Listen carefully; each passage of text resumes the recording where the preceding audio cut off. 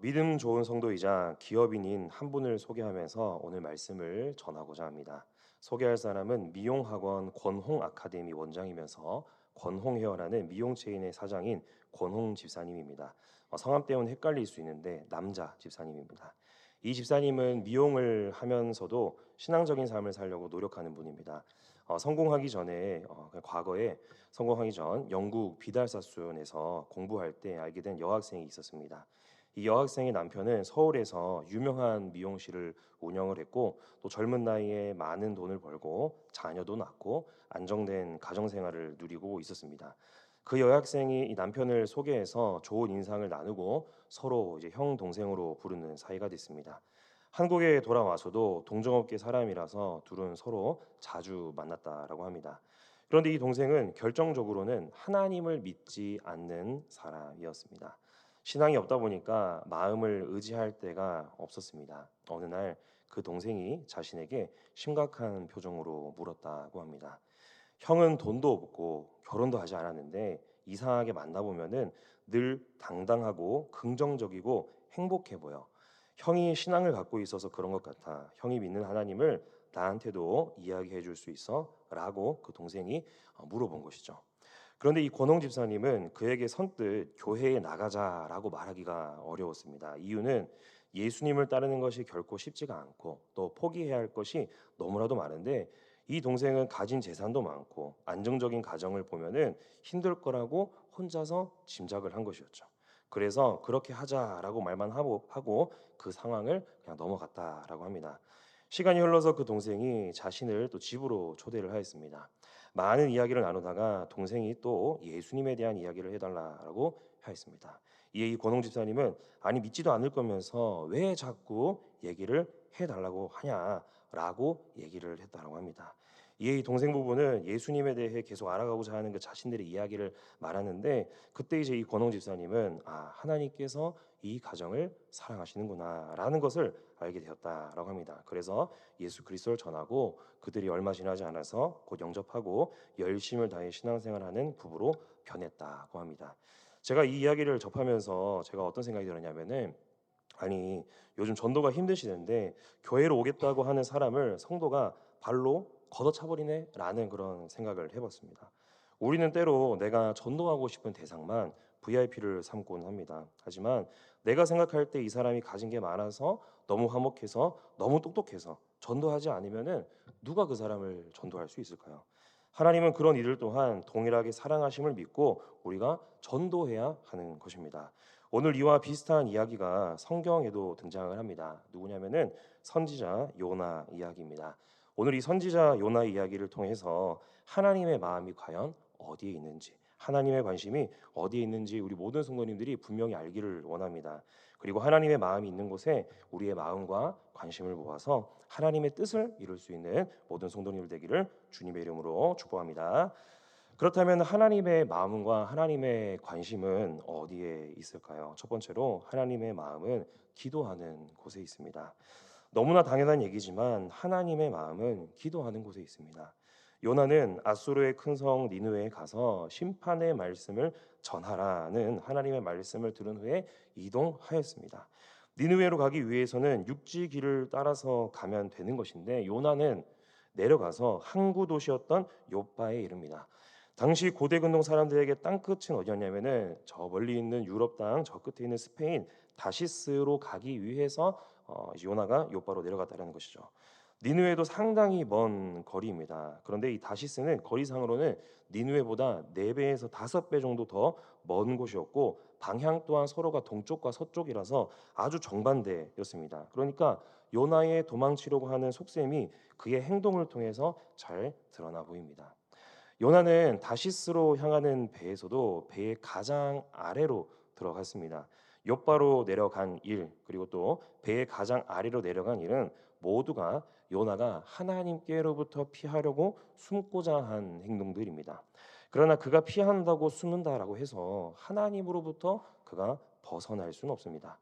큰 바람이 불어서 배가 바다에 삼켜질 위기 속에서 요나는 선원들에게 모든 것을 사실대로 이야기합니다. 자신이 하나님의 얼굴을 피하는 일로 인해서 이렇게 된 것이다라고 말입니다. 결국 제비를 뽑아서 요나가 바다에 던져지게 됩니다. 하나님은 물속에 빠진 요나를 구하기 위해서 큰 물고기를 예비하셨습니다. 큰 물고기가 우리가 어떤 물고기인지 정확하게 알 수 없지만 분명한 것은 그 큰 물고기는 요나를 구하기 위한 하나님의 도구로 사용된 것이면 틀림이 없습니다. 요나는 물에 빠지고 물고기 뱃속에 들어간 지 3일이 지나서야 기도하기 시작합니다. 아마 기도하기 직전까지도 그는 하나님께 화를 내기도 하고 곧 죽겠구나라고 하는 그런 두려움에 가득 찬 생각을 했을 것입니다. 그러나 요나도 꽤 오랜 시간이 지나면서 물고기 뱃속에 들어온 게 내가 죽기 위해서가 아니라 나를 살리기 위한 하나님의 일이었음을 깨닫고 그제서야 기도하기 시작합니다. 화면 보시면서 우리 2장 7절부터 9절까지 말씀 다 같이 한번 읽어보겠습니다. 내 영혼이 내 속에서 피곤할 때에 내가 여호와를 생각하였더니 내 기도가 주께 이르렀사오며 주의 성전에 미쳤나이다. 거짓되고 헛된 것을 숭상하는 모든 자는 나는 감사하는 목소리로 주께 제사를 드리며 나의 서원을 주께 갚겠나이다. 구원은 여호와께 속하였나이다 하니라. 아멘. 이 요나 말씀에서 요나 말씀 통틀어 가지고 보면은 내려간다라고 하는 것은 하나님과 멀어지는 것을 상징을 합니다. 욥바로 내려가서 하나님을 피하고 또 배 가장 아래에 들어가서 하나님으로부터 요나가 숨었습니다.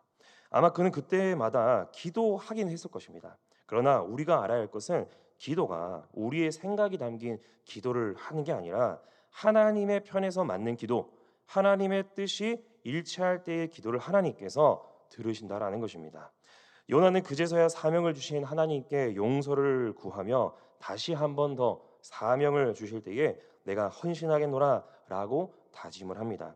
그러면서 9절에서는 구원은 하나님께 속하였으니 그 뜻을 따라 내가 사명을 감당하겠습니다라고 서원하고 있습니다. 이 기도에 대한 응답은 물고기 뱃속에서 요나를 토하도록 하여서 요나가 땅을 밟을 수 있도록 한 것입니다. 하나님은 처음 사명을 주셨을 때부터 요나를 쭉 지켜보셨습니다. 요나가 불순종할 때에도 불평이 또 쏟아져 나올 때도 그를 지켜보셨습니다. 하나님은 그가 마음을 바꿔 기도할 수밖에 없게끔 상황을 바꾸셨습니다. 그가 기도할 때에 하나님은 다시 그가 사명을 감당하도록 그의 길을 열어주셨습니다. 우리의 기도가 자칫 요나의 기도와 같지는 않은지 우리 한번 생각해 보아야겠습니다. 요나에게서는 참 사람 냄새가 참 많이 납니다. 선지자라고 하지만은 우리와 똑같은 연약한 모습이 그에게서 정말 많이 보이기 때문입니다. 이스라엘 사람에게 있어서 아수르의 니느웨는 확실하게 유다 또 이스라엘의 적입니다. 그런데 그런 그들에게 가서 하나님의 말씀을 전하라고 하니까 요나는 그것을 할 수가 없었고 하기도 싫었습니다. 민족적인 편견과 또 편협한 민족주의가 그의 생각을 사로잡았기 때문에 전도하기 싫었던 것이죠. 그렇다고 그가 하나님께 뜻을 묻는 기도를 했다라는 것이 우리가 읽는 이 요나 말씀에는 전혀 하나도 기록되어 있지 않습니다. 즉시 일어나서 하나님의 말씀에 불순종하기 위한 자리로 이동한 게 전부입니다. 그러나 하나님은 그를 계속 기도의 자리로 하나님이 주신 사명을 점검할 수 있도록 하셨습니다. 결국 그가 기도할 때에 하나님의 마음이 있던 그곳에서 하나님께서 응답을 하셨습니다. 사랑하는 성도 여러분, 우리의 뜻 또 우리의 의지, 우리의 생각이 중심을 이루는 기도를 하는 것이 아니라 하나님의 뜻과 그분의 계획이 이루어지는 기도를 통하여서 하나님의 사명을 감당할 수 있는 모든 성도님들 되기를 주님의 이름으로 축복합니다. 하나님의 마음은 먼저는 기도하는 곳에 있습니다. 그리고 다음으로 둘째는 하나님의 마음은 회개하는 곳에 있습니다. 요나는 하나님께 사명을 받고 이제 진짜 니느웨로 향해 나아갑니다. 니느웨는 당시 세계에서 가장 큰 도시 중에 하나였습니다. 문명이 발달한 곳의 한 가운데 있는 도시였기 때문에 추정하는 최대 인구로는 한 60만 명 정도 될 것이다라고 합니다. 또 그곳을 모두 그 성벽 안에 있는 모든 것을 둘러보는데 사흘 정도의 시간이 걸리는 큰 성이었습니다. 요나가 니느웨에 가기 싫었던 이유 중 가장 큰 것은 바로 이게 나중에 이제 요나서 4장에서 얘기하는 것 중에 하나인데 설마 하나님께서 그들을 구원해 주시는 것은 아니겠지라는 것 때문에 그가 가기 싫었던 것입니다. 그런데 그 설마가 실현이 되어버리고 맙니다. 요나는 그곳에 가서 니느웨에 가서 하나님의 말씀을 전합니다. 전할 때의 말을 장황하게 막 길게 막 늘어놓지도 않았습니다. 3장 4절 한번 보시면은 3장 4절에 보이듯이 40일이 지나면 니느웨가 무너지리라 라는 이 짧은 말을 딱 하루 동안만 전했다라고 합니다. 뭐 하나님에 대해서 하나님께서 어떤 일을 뭐 좋은 일을 하실 거야 이런 얘기를 하는 게 아니라 그냥 하나님께서 말씀하시게 한 심판의 메시지 딱 하나 그거 하나만 전했다라는 것입니다. 이 말씀을 외치면서도 요나의 속마음은 이랬을 것 같습니다. 너희들이 하나님을 믿지도 않을 건데 내가 하는 말에 왜 귀담아 듣는 신용을 하고 있는 거야? 라는 식으로 생각을 했을 겁니다. 그러나 니느웨 사람들의 반응은 요나의 생각과는 전혀 달랐습니다. 5절부터 9절이 니느웨의 사람들의 반응입니다. 3장 5절부터 9절이 니느웨 사람들의 반응인데 일반 백성부터 그 도시의 왕까지 진정한 회개를 나타내고 있는 굵은 베옷을 입고 제 위에 앉았습니다. 또 금식을 선포하며 금식을 내가 하겠다라고 합니다. 그리고 가장 중요한 것은 하나님께서 그들에게 계획하신 심판을 보류하겠다, 철회하셨다라는 사실입니다. 우리 화면 보시면서 3장 10절 말씀 다 같이 한번 읽어보겠습니다. 하나님이 그들이 행한 것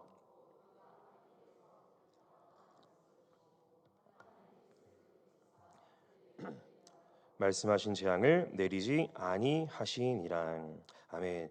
이 말씀은 하나님께서 말씀하신 것을 선포하고 그것을 듣고 회개한 사람들에게 임한 하나님의 복입니다. 이스라엘은 전통적으로 자신들이 하나님의 선택받은 백성이라서 율법을 따라 우리가 살면은 모두가 구원받는다라고 생각했습니다. 그러나 하나님의 생각은 내가 선택한 자들이 이스라엘 사람이건 혹은 이방인이건 간에 예정된 그들이 구원받는다라는 것이었습니다. 이런 사실 안에서 유대인들은 단단히 착각을 했고 그 안에서 이스라엘 사람들은 모두가 교만해졌습니다. 하나님의 백성이 됐다는 특권 의식에 사로잡혔기 때문입니다. 그러나 이런 일에 대비해서 하나님은 이전에 모세에게 말씀하셨던 말씀이 하나 있는데 신명기 말씀입니다. 우리 다 같이 화면 보시면서 한번 읽어볼까요? 그들이 하나님이 아닌 것으로 내 질투를 일으키며 허무한 것으로 내 진노를 일으켰으니 나도 백성이 아닌 자로 그들에게 시기가 나게 하며 어리석은 민족으로 그들의 분노를 일으키리로다. 이 말씀은 장차 이스라엘 백성이 하나님이 아닌 우상을 통해서 하나님을 떠났을 때에 하나님도 이스라엘 백성을 떠나서 질투와 시기가 나게끔 다른 민족에 그 사랑을 쏟으시겠다라고 하는 말씀입니다. 그래서 하나님의 마음은 이스라엘처럼 허투루 예배하는 자들에게 하나님의 마음이 가 있는 것이 아니라 하나님의 마음은 예배 가운데서 하나님을 진정으로 예배하고 있는 자들 혹은 예배 자리가 아니더라도 하나님을 만남으로 인하여서 진심으로 회개하는 자들을 향해 하나님의 마음이 가 있습니다. 요나가 사역하던 시기는 북이스라엘과 남유다 할 것 없이 모든 나라가 하나님을 떠난 자들이 너무나도 많았습니다. 그래서 하나님은 그들을 향해 질투심을 느끼고 있는 남편과 같은 심정으로서 그들을 대하십니다. 그들이 돌아오게끔 하기 위해서 하나님은 니느웨 사람들의 구원을 이스라엘 사람들에게 특별히 그 가운데 있던 요나 선지자에게 구원의 사건을 보여주셨습니다.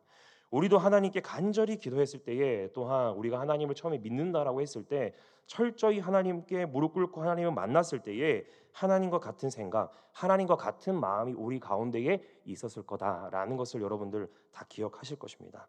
물론 하나님은 우리가 기도하지 않을 때에도 하나님께서는 우리가 회개하지 않을 때에도 늘 언제나 존재해 계시는 분입니다. 그러나 하나님께서 역사하시는 지점은 언제냐면은 성도들이 기도할 때입니다. 성도들이 회개할 때입니다. 성도들이 바른 믿음 위에 서 있을 때입니다. 그때에 하나님께서 뜻을 돌이켜서 우리의 모든 그 뜻 가운데에 우리의 뜻이 이루어지는 것 같아 보이겠지만은 하나님의 뜻이 우리 가운데에 이루어질 줄을 믿습니다. 그러므로 진정한 믿음에 바로 서서 하나님의 역사를 경험할 수 있는 모든 성도님들 되기를 주님의 이름으로 축복합니다. 하나님께서는 기도하는 곳을 주목하시고 또 회개의 음성이 터져 나오는 곳을 주목하고 계십니다. 마지막으로 셋째입니다. 마지막 셋째, 하나님의 마음은 예배하신 영혼에 있습니다. 우리가 한번 생각해 봅시다. 성도님들 개인이나 또 초원에서 하는 전도, 뭐 노방 전도라고 할 수 있을 텐데 노방 전도를 통해 많은 이들이 회개하고 교회로 와서 등록하겠다라고 하면은 여러분의 기분이 어떻겠습니까? 뭐 엄청 기쁘고 어깨가 으쓱거리면서 내가 이만큼 전도를 많이 했다라고 뭔가 자랑하고 싶은 생각이 들 것입니다. 그런데 이 요나는 자기의 그런 메시지를 통해서 많은 사람들이 회개하고 하나님께로 돌아왔는 게 자랑으로 여겨지지 않고 그저 불평하기만 했습니다. 요나는 그 마음 가운데에 감정이 좋은 감정이 하나도 들지 않았습니다. 오히려 회개하게끔 인도하신 하나님께 화를 내고 그 하나님께 불쾌함을 드러냈습니다. 그러면서 4장 2절에는 요나가 자신이 왜 니느웨로 오지 않기 위해서 그 전에 안간힘을 썼는지 솔직히 고백을 하고 있습니다. 솔직한 심정으로 니느웨 사람들이 구원받는 꼴을 못 보게 있어서 이 요나는 어떻게든 피하고 하나님께로부터 숨었다라는 것입니다. 그렇게 화를 쏟아내고 니느웨 성이 잘 보이는 도시 밖으로 나갔습니다. 니느웨 성이 무너지는가 무너지지 않는가를 밖에 나가서 지켜보겠다라는 것입니다. 당연히 회개한 영혼들이 있기 때문에 그곳에 있기 때문에 그곳이 그 성이 무너질 리 없습니다. 당시 요나는 떼약볕에 앉아 있었지만 하나님께서 예비하신 그 방덩쿨로 인해서 그늘 아래에서 쉴 수 있었습니다.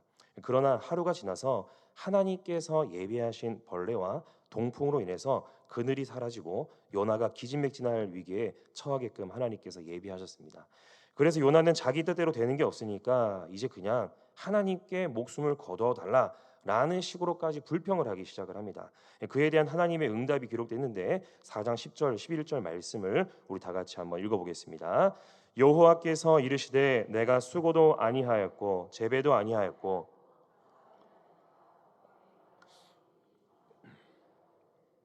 하물며 이 큰 성읍 니느웨에는 좌우를 분별하지 못하는 자가 12만여 명이요 가축도 많이 있나니 내가 어찌 아끼지 아니하겠느냐 하시니라. 아멘. 요나는 자신에게 그늘을 만들어준 박넝쿨이 너무나도 소중했습니다. 그런데 정작 요나가 그 박넝쿨에 쏟아부은 사랑이란 하나도 없습니다. 요나가 심은 것도 아니고 그가 그것을 재배한 것도 아닙니다. 그럼에도 불구하고 그 박넝쿨을 그는 너무나도 소중히 여겼습니다. 그러면서 하나님은 말씀하십니다. 하룻밤에 말라버린 그 박넝쿨 정도를 네가 그렇게 아끼는데 이 큰 성읍에 있는 12만여 명의 사람은 얼마나 소중하겠냐라고 말씀하고 계십니다. 그러고 나서 더 이상의 대화가 요나의 말씀에는 더 이상 없습니다. 마치 우리 모든 성도들에게 질문하는 것처럼 요나서는 끝을 맺습니다.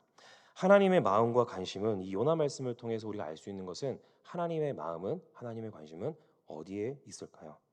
그냥 경제적으로 어렵고 관계가 깨져서 우리가 그냥 연민과 동정으로 마음이 가는 그런 사람들에게 가 있는 것이 아닙니다.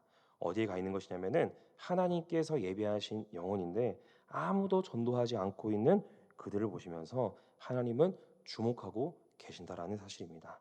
사실 요나는 어찌 보면은 잘못한 게 없을 수도 있습니다. 왜냐하면은 모든 유대인들의 관점이 요나의 관점과 같았기 때문입니다. 누구한테 명령하든 요나와 같은 반응으로 대처했을 수 있습니다. 쟤네가 구원받기나 하겠어? 라는 그런 생각이 모든 유대인들에게 그들 안에 있는 그 민족주의 그런 마음 가운데 있었을 것이다 라는 것이죠. 며칠 전만 해도 요나는 바다에 빠져서 죽거나 아니면 물고기 뱃속에서 죽을 운명이었지만은 그를 살리신 하나님께 구원의 은혜에 대해 감사 기도하면서 그가 내가 하나님께서 주신 사명대로 내가 따르며 살아가겠습니다 라고 그가 서원까지 하였습니다. 그러나 정작 그의 눈앞에 그의 인간적인 감정과 생각으로 납득되지 않은 일이 충동적으로 일어나자 하나님의 은혜를 까마득히 잊고 하지 말아야 할 말을 내뱉고 말았습니다. 그런데 이 모습은 요나에게만 있지 않고 우리 모든 성도들에게도 있습니다. 하나님께서 구원하기로 한 영혼들이 분명 우리 주변에 있을 것입니다. 많을 것입니다. 그런데 우리는 그에 대한 불신과 혹은 우리의 짐작으로 전도하지 않습니다. 내 기준으로 저 사람은 구원받을 것 같고 내 기준으로 저 사람은 구원받지 않을 것 같다라고 단정짓게 돼버리니까 애초에 전도하고자 하는 그런 시도조차 하지 않는 것입니다. 그리고 나는 이미 구원받았으니까 나는 하나님 나라 갈 거야, 하나님과 함께 살아갈 거야 라는 그런 평안함 가운데에 젖어서 그렇게 살아갑니다. 이게 바로 잘못된 지식이 무섭다라고 하는 이유입니다. 우리 다 같이 말씀 한 절 함께 한번 읽어보겠습니다. 내가 증언하노니 그들이 하나님께 열심히 있으나 올바른 지식을 따른 것이 아니니라. 아멘. 로마서 10장 2절 바울이 한 말씀인데요. 이 바울이 한 말이 뭐냐면은 모두가 다 열심히 있게 신앙생활 한다는 것이죠. 특히 유대인들, 바리새인들 열심히 있게 하나님께 나아간다라고 하지만은 그 안에 있는 것을 열어보면은 하나님에 대한 올바른 지식이 없었다라는 것입니다. 유대인이나 지금 우리 모든 그리스도인 중에는 열심히 하나님을 알아가는 자들이 많습니다. 그런데 그 지식이 하나님의 말씀에 맞지 않은 지식일 경우에는 우리의 기준으로 판단하게 될 때에 그것은 심히 하나님의 진리를 벗어날 수 있습니다. 요나를 비롯한 유대인들은 분명히 알아야 했습니다. 구원은 모든 피조물 가운데에 하나님께서 예배하신 영혼에게 속해 있는 것임을 말입니다. 너희만 특권을 누리고 사는 것이 아니라 하나님께서 영원 전에 예배해둔 영혼들에게 속한 것이 구원임을 그들이 분명히 깨달아야 했습니다. 하나님은 이스라엘이란 나라가 1차적으로 제사장 나라의 역할을 감당하길 원하셨습니다. 그 역할만 잘했어도 이방 나라에 속한 그 사람들이 그들이 믿는 하나님께서 해주시는 그런 일들을 보고 하나님에 대해 알고 싶어하고 하나님에 대해 궁금해서 저절로 그들이 방문해서 오게 되는 구조가 바로 제사장 나라 같은 것들입니다. 그러나 이스라엘이란 나라는 유대인들은 그 역할을 제대로 감당하지 못했습니다. 그러면서 가만히 있으면서 오기만을 기다릴 게 아니라 나가서 하나님에 대한 그 말씀과 그 복음을 전해야 하는데 그것 또한 하지 않았습니다. 하나님의 영광에 대해서 저절로 찾아올 수가 없는 것인데 그런 구조가 돼버렸는데 하나님의 영광에 대해서 절대로 선포하는 그런 시도조차 하지 않았습니다. 그래서 하나님께서는 이 요나를 억지로라도 끌고 가셔서 그 계획을 하나님의 구원 계획을 분명하게 보여주셨습니다. 봐라, 내가 예비해둔 영혼이 자비를 구해 회개하게만 하면은 내가 심판을 면하게 한다. 그러니까 이스라엘 백성들을 너희들도 그냥 다시 나에게로 돌아오기만 하면 된다라는 것을 하나님께서 하기 위해서 요나에게 그런 일을 보여주신 것입니다. 사랑하는 성도 여러분, 왜 우리는 우리를 구원하신 하나님을 왜 이렇게 표현하지 않을까요? 왜 우리는 가만히 있을까요? 하나님께 구원에 대한 감사를 표현한다는 것은 이곳에 모여서 말씀을 듣는 것, 찬양하는 것, 이곳에 모여서 기도하는 것으로 끝나는 것이 아닙니다. 하나님이 예비하신 영혼들이 밖에서 제발 내 손 좀 잡아주세요 라고 신음하고 있는 자들에게 찾아가서 주님이 하신 것처럼 손 잡아주면서 그들과 함께 웃어주고 그들과 함께 슬퍼하고 그들에게 진리의 말씀을 전하면 되는 것입니다. 더 이상 요나와 같이 피하거나 숨는 성도들 되지 않기를 바랍니다. 하나님과 멀어지더라도요, 요나를 통해서 우리가 분명히 알 수 있는 것은 하나님께서 여러분을 어떻게든 다시 사명의 자리로 돌아오게 하신다라는 사실입니다. 그러니 부디 더 이상 피하거나 숨지 마십시오. 사명을 붙들고 예배하신 영혼들에게 나아가서 복음을 전할 수 있는 모든 성도님들 되기를 주님의 이름으로 축복합니다. 이 시간 우리 하나님 아버지의 마음 찬양하면서 함께 또 기도의 자리로 나아가겠습니다.